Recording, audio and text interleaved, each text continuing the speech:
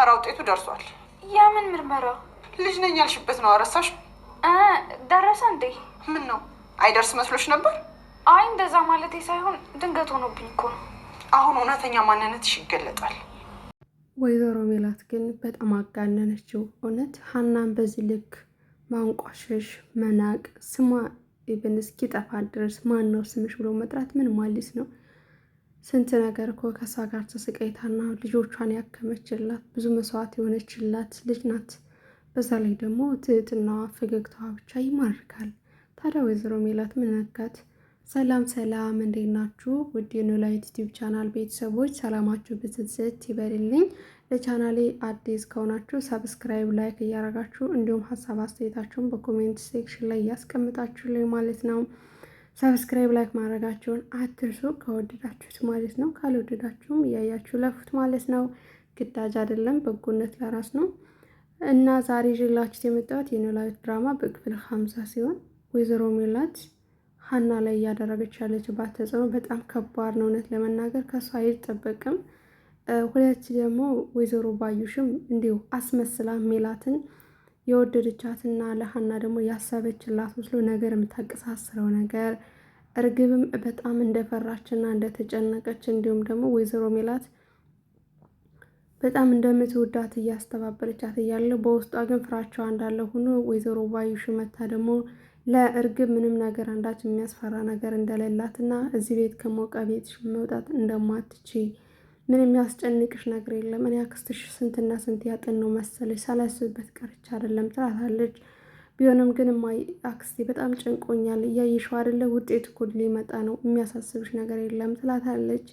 በሌላ በኩል ወይዘሮ አስቴርም ደግሞ እርግብን ስላልወደደቻት እርግብን ብልጥ ስለሆነች ወይዘሮ ሜላትን ትጠይቃትና ወይዘሮ አስቴር ምን እንደምትፈልግና ምን እንደምትጠላ ምን እንደምትወድ ትነግራታለች ማለት ነው። ያንን ደግሞ ዛሬ በተግባር አሳይታታለች እርግብ ማለት ነው። የበለጠ እንድትወደድ እያደረገቻት ነው። ሀና ደግሞ በጣም እየተጠላችና እየተንቋሸሸች ያለበት ሰዓት ደርሷል ማለት ነው። እውነቱን እሱ ያውቅጠው ማለት ነው። ግን ማለት ነው ውጤቱ ተጭበርብሯል። እውነት ነው የምላችሁ።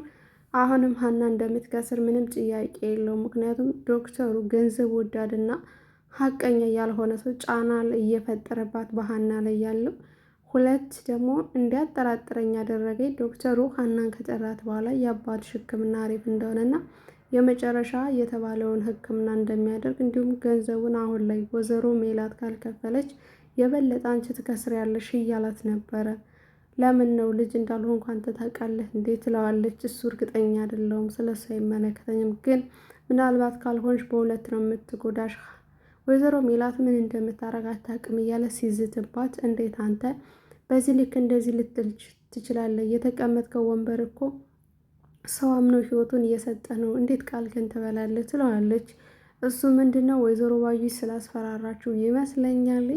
በሁለት በኩል ሀናን ለመብላት ያሰቡት እቅድ አንደኛው ቢከሽፍም አንደኛው ግን ያገኙታል ማለት ነው። ምክንያቱም ውጤቱ ከተቀየረ የሀና አባት ሕክምና ይቋርጣል፣ ልጅነቷንም ታጣለች፣ ስራዋንም ታጣበታለች። አያችሁ ጠላት በየት መልኩ ገብቶ እንደሚያጠቃም በደካማ ጎናችን በብዛት የምንጠቀው።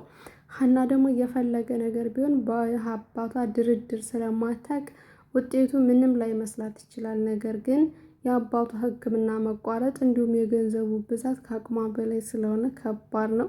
ይሄ ነገር እንዴት ይሆናል ብላችሁ ታስባላችሁ? እኔ በጣም ነው የፈራሁላት ለሀና ማለት ነው። እንዲሁም ወይዘሮ ባዩሽም ገብታ ከኩሽና በምትሰራበት ሰዓት ሀናን ገብታ ምን እንዳረገች እኔ አባትሽ እስኪድን ድረስ ሰጥ ለጥ ብዬ አንገቴን እንደፍቼ ሰራ ነበር፣ እዛ በኋላ ተሾልኬ እሄዳለሁ ብላ ትመክራታለች። ለምን ነው ተሾልኬ የሚሄደው? እኔ እኮ ሌባ አይደለሁም ትላታለች። ነፈስ ነሽ እንደ የሚነግሩሽን አሰሚም። ታዲያ የእሷ መጫወቻ እስክትሆን ድረስ ነው የምትጠብቂ ትላታለች። እትዬ እኮ ጥሩ ሰው ናት፣ ለእኔ በተለይ መልካም ሰው ናት እያለች ብታስረዳትም ወይዘሮ ባዩሽ ግን እያቀሳሰረች የበለጠ እንዲጣሉ እያደረገችበት ነው ማለት ነው። ወይዘሮ ባዩሽ በአሁን ላይ እንደምታሸንፍ ምንም ጥያቄ የለውም። ውጤቱ ተጭበርብሯል፣ ገንዘብ ፈልጓል። ዶክተሩም ደግሞ የሆነ ለስራው ወይም ለቃሉ ታማኝ አልሆንም። ብቻ የሀንቾ እውነት እንዲወጣ ምኞቴ ነበር፣ ግን እውነቱ ካልወጣ በጣም ያስጠላል ድራማው። ሀና ስቃያ አሁንም ከእስካሁኑ የበለጠ ለወደፊቱ እንደምትሰቃይ ምንም ጥያቄ የለውም።